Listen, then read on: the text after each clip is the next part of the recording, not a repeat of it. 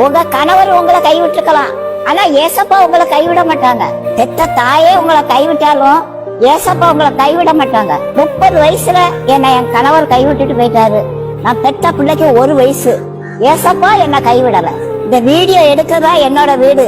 3 வருஷத்துக்கு முந்தையே இந்த வீட்டை வித்துட்டேன். இந்த வீட்டை வாங்கின மகராசன் நல்ல மகராசன். இந்த வீட்டை வாங்கின மகராசன் நீங்க கடைசி வரைக்கும் மண்டே போட இந்த வீட்டுல இருங்க, நீங்க வீட்டை காலி பண்ணி போக வேண்டாம் அப்படின்னு சொல்லிட்டான். நல்ல மகராசன். இதுவரைக்கும் வாடகை இல்லாம இருக்கேன்.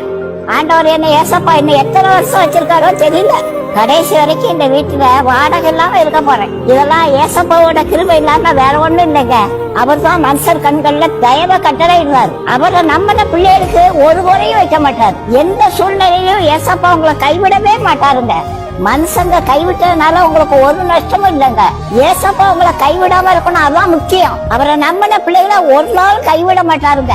என்மேல் நீ வைத்தவும் கரமே இம்மட்டும் என்னை நடத்தினதே. என்மேல் நீர் வைத்தவும் கரமே இம்மட்டும் என்னை நடத்தினதே.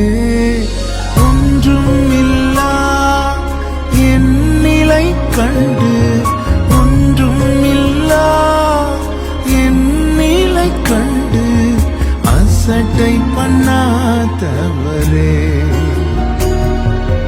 அன்பால் எல்லாம் தந்தீரே, தயவால் பெற்றேன் தகப்பனே நன்றி. தயவால் பெற்றேன் தகப்பனே நன்றி.